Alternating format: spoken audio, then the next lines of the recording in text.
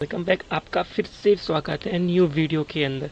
तो इस वीडियो के अंदर हम बात करेंगे इनपुट्स की और कुछ एक्स्ट्रा एलिमेंट्स की, या सॉरी कुछ एक्स्ट्रा टैग्स की। तो ये पहले हमने क्लास में पढ़ा था, तो मैं एक जल्दी से न्यू फाइल क्रिएट कर रहा हूँ जिसका नाम है tut7.html। ठीक है, नॉर्मल सा हमारा जो कोड होता है। अब मैं क्या करता हूँ, मैं शिफ्ट 1 प्रेस करके एंटर कर देता हूँ, क्योंकि आपको मीनिंग तो पता चली गया उसका क्या होता है। एक मिनट, ये शायद मैंने ना एक्सटेंशन इसका गलत लिख दिया है, HTML। ठीक है, तो मैं अब काम करता हूँ, मैं ऐसा लिखना स्टार्ट कर देता हूँ। ठीक है, मैंने आपको ये चीज़ तो बता ही दिया है कि इससे कुछ ज़्यादा कोई डिफरेंस नहीं होता, लेकिन जो इन चिप का जो यूज़ है वो आपको आगे पता चलेगा, तो उसको भी इग्नोर करना है। ठीक है, तो स्टार्ट करते हैं। मैं बात करता हूँ इनपुट पर। इनपुट क्या होता है? इनपुट बेसिकली वो चीज़ होता है जो हम किसी चीज़ के लिए लेते हैं। लेट सपोर्ट जैसे कि ये यूट्यूब है, ये भी एक तरह का इनपुट है जो सर्च में आपको वो चीज़ दे रहा है जो आप सर्च करना चाहते हो। ठीक है, अब अगर मैं गूगल की बात करूँ तो गूगल भी एक तरह का इनपुट लेता है। ठीक है, ये भी एक तरह का इनपुट फील्ड है। तो हम एक ऐसे ही इनपुट फील्ड की बात कर रहे हैं। तो उसको यूज़ करने के लिए बेसिकली नाम होता है जिसका नाम होता है इनपुट। ठीक है, अब इनपुट के अंदर आप कुछ भी ले सकते हो। इनपुट की अलग अलग चीज़ें होती हैं, जैसे होता है टैक्स। तो अगर मैं इसको रन करके दिखाऊँ आपको, तो यहाँ पर एक फील हो गया, ये हो गया इनपुट, जिसके अंदर कुछ भी लिख सकते हो।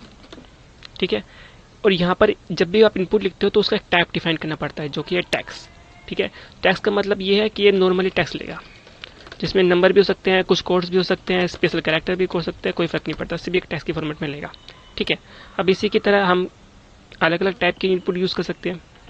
जैसे कि लेट सपोज मैंने कर दिया नंबर।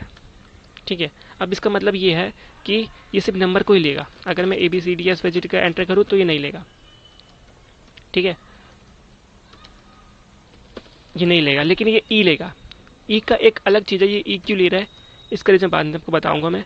अगर आप नंबर एंटर करोगे तो ये नंबर लेगा। इसके अलावा इनपुट फील्ड की और भी चीज़ होती है, जैसे कि फाइल। फाइल का मतलब क्या है, ये फाइल चीज़ें लेगा। अगर क्लिक करोगे तो कोई भी फाइल आप ओपन कर सकते हो। इसके अलावा इनपुट में और भी बहुत सारी चीज़ होती है, जैसे कि एक होता है चेकबॉक्स। चेकबॉक्स के जरिए चेकबॉक्स यूज़ कर सकते हो। इसके अलावा इनपुट में और भी होता है, जैसे कि आप ये मान लो कलर भी एक ऑप्शन होता है इनपुट के फॉर्म में, इसमें आप कलर दे सकते हो। ये देखो, ये भी एक तरीका है। इसको यूज़ कैसे करना है वो आपको बाद में बताऊंगा, पर अभी आपको याद रख लो कि इनपुट में हम क्या क्या इनपुट ले सकते हैं। ठीक है, इसके अलावा एक टैग और होता है जिसको हम बोलते हैं बटन। ठीक है, अब अगर बटन में, जैसे कि मैंने आपको कहा था, HTML जो टैग होता है, एक ओपन होता है, एक होता है क्लोज होता है। उसके अंदर जो भी आप लिख देखते हो टैक्स फॉर्मेट में होता है। मैंने लिख दिया सबमिट, SUBMIT सबमिट, तो एक बटन मिल गया आपको। ठीक है, CSS इसमें लगा नहीं है तो इसलिए आपको अजीब लग रहा होगा। ठीक है, अब इसके अलावा अगर आप बटन के लिए और भी चीज़ होती हैं, जैसे मैं बटन में लिखने के बाद मैं लिखूँ BUTON बटन, देन लिख दूँ रीसेट, तो अब ये रीसेट आ जाएगा यहाँ पर। ठीक है, और इसके अलावा एक टैग और होता है जो जनरली आपको देखने को मिलेगा, जैसे कि लेट सपोज आपने एक चीज़ नोटिस करी होगी, मैंने इनपुट लिखा, यहाँ पर ये आया, फिर ये आया, फिर सारे एक ही लाइन में आ रहे हैं। मैं चाहता हूँ ये अलग अलग लाइनें प्रिंट हो, तो एक तो तरीका है HTML के अंदर कि आप BR लिख दो। BR का मतलब होता है ब्रेक। इसका मतलब ये है कि आपने जो भी चीज़ लिखी है, जो भी फील्ड लिखा है, जो भी आपने टैग लिखा है, अगर उसके बाद ब्रेक लगाते हो तो उसके बाद जितना भी टैक्स होगा वो न्यू लाइन में आ जाएगा। तो ये आ गया। अब जैसे मैं चाहता हूँ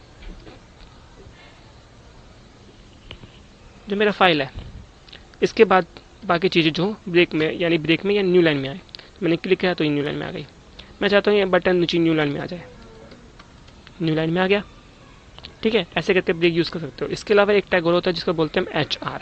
HR का मतलब है हॉरिजॉन्टल लाइन, ऐसे आपको लाइन मिल जाएगी। ठीक है, और रही बात ये सब चीज़ें जो HR है या ब्रेक टैग है, इसको नहीं मिलना, ये सब हम CSS से करेंगे। CSS से बहुत ईजी होता है, तो आप ये ब्रेक को भूल जाओगे। जनरली बहुत ही रेयर केस होगा कि आप इसको यूज़ करोगे। ठीक है, तो ये हटा दिया,